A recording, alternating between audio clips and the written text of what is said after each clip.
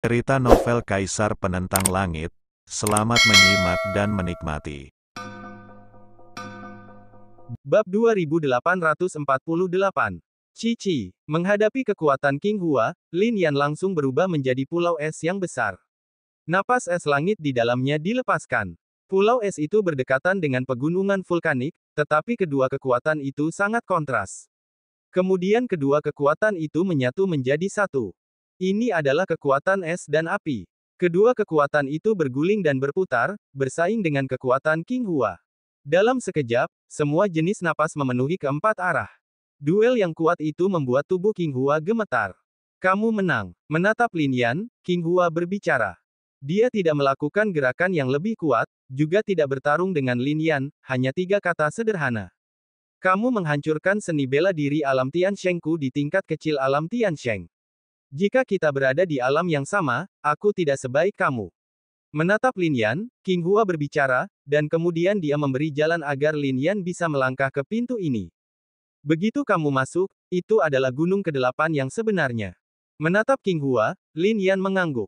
Dalam pertarungan ini, Lin Yan memiliki banyak wawasan tentang alam Tiansheng, dan bahkan lebih banyak wawasan tentang seni bela diri. Meski begitu, jika itu adalah pertarungan sampai mati, di alam ini, Lin Yan masih bisa menekan King Hua. Dia adalah permaisuri alam Tiangeng. Dia telah melakukan terlalu banyak hal untuk umat manusia. Karena alasan ini, Lin Yan baru saja bertarung dengannya di alam yang lebih rendah. Namun, dia tetap menghancurkan seni bela dirinya.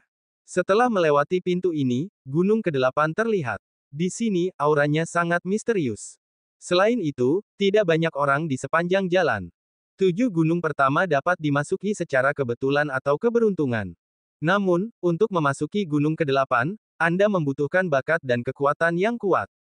Berjalan di sini, jalannya bahkan lebih sedikit. Hanya ada 10 jalan, dan masing-masing penuh dengan bahaya. Dan Lin Yan masih berjalan di jalan utama. Di sini, di Wuji Suanyu milik Lin Yan, gulungan kuno buku surgawi lainnya sudah berkedip. Dengan cahaya redup, di bawah ini, Lin Yan lebih yakin bahwa di puncak gunung itu adalah buku surgawi yang sebenarnya. Pada saat ini, Lin Yan melangkah melewati gunung ke-8 dan tiba di gerbang gunung. Melihat sosok ini dan kata-kata di pintu, Lin Yan sedikit mengernyit.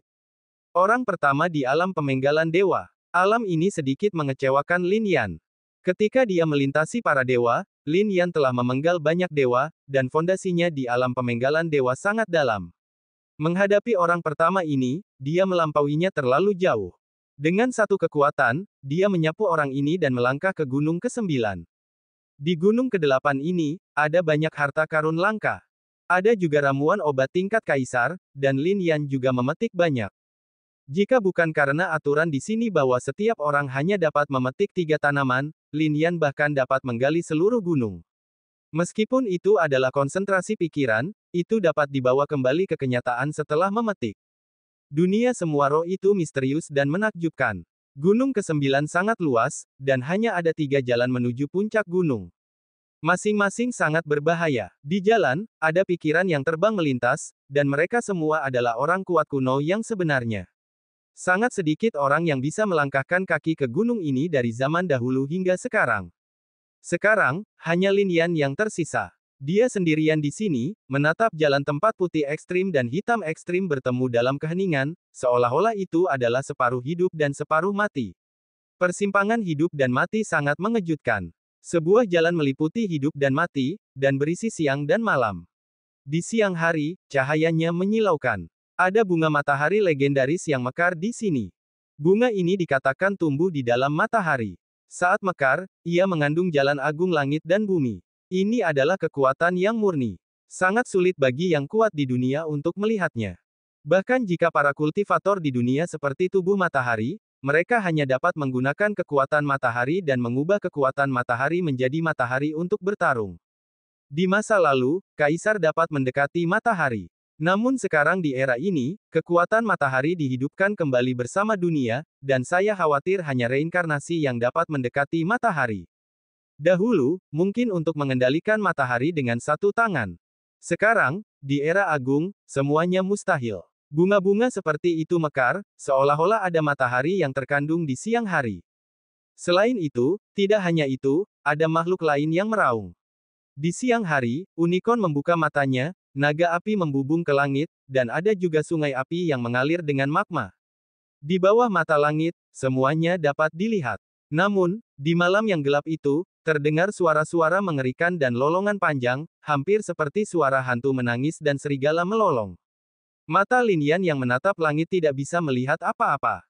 Cek, ketika Lin Yan melangkah ke jalan ini, di siang hari, bunga matahari tiba-tiba terbang, dan kelopaknya mekar seperti matahari, dan kekuatan yang membakar membombardir dengan ganas.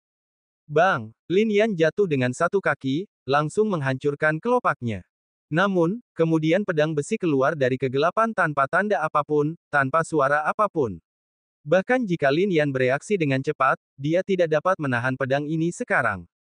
Dia hanya bisa berbalik, dan pedang itu jatuh di lengan Lin Yan. Suara logam berkelahi terdengar, percikan api beterbangan dari lengan Lin Yan, dan kemudian lubang berdarah muncul. Ini membuat Lin Yan tampak serius. Tubuhnya sebanding dengan kaisar, dan kekuatan biasa tidak dapat mematahkannya. Pedang besi ini seperti ini ketika keluar. Bas bas bas. Pada saat ini, Lin Yan harus mengeluarkan pedang Tian Xuan.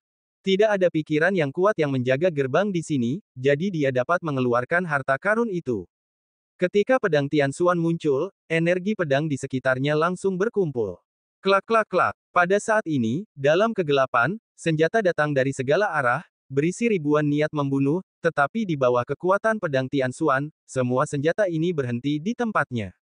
Ini, bahkan Lin Yan pun terkesima. Sejak memasuki dunia semua roh ini, tongkat emas ungu telah berubah paling banyak. Kedua, itu adalah pedang Tian Xuan. Apa hubungan antara tongkat emas ungu dan pedang Tian Xuan? Lin Yan bergumam. Dalam situasi ini, pasti ada hubungan antara kedua harta ini. Cek, tidak hanya itu, kekuatan yang terkandung dalam senjata-senjata ini di sini langsung diserap oleh pedang Tian Xuan. Dalam situasi ini, cahaya pedang Tian Xuan bahkan lebih terang. Memegang pedang ini, Lin Yan dapat dengan jelas merasakan bahwa pedang ini semakin kuat. Dan semakin kuat dengan pesat. Jika kekuatan pedang ini terus seperti ini, saya khawatir itu dapat bersaing dengan kekuatan yang terkandung dalam senjata Tiandi yang sebenarnya. Raungan, raungan, raungan. Pada saat ini, di siang hari, binatang buas kuno itu meraung dan datang. Pikiran Lin Yan bergerak, dan pagoda itu keluar, dan api yang terkandung di dalamnya langsung menekannya. Namun, menghadapi kekuatan yang berat ini, binatang buas kuno itu tidak takut. Ini adalah api surgawi, yang mengandung momentum untuk menghancurkan dunia, tetapi masih tidak dapat menekan binatang buas kuno di sini. Di sini, itu pasti mengandung kekuatan matahari. Lin Yan bergumam. Legenda mengatakan bahwa ada kekuatan api surgawi di matahari, dan ada 24 jenis kekuatan api surgawi. Dalam keadaan seperti itu, api surgawi tidak terintegrasi, dan terus-menerus menyala di permukaan matahari, seringkali membuat raungan. Sekarang tampaknya legenda tentang matahari itu benar. Oleh karena itu, binatang buas kuno di sini sama sekali tidak takut pada api surgawi.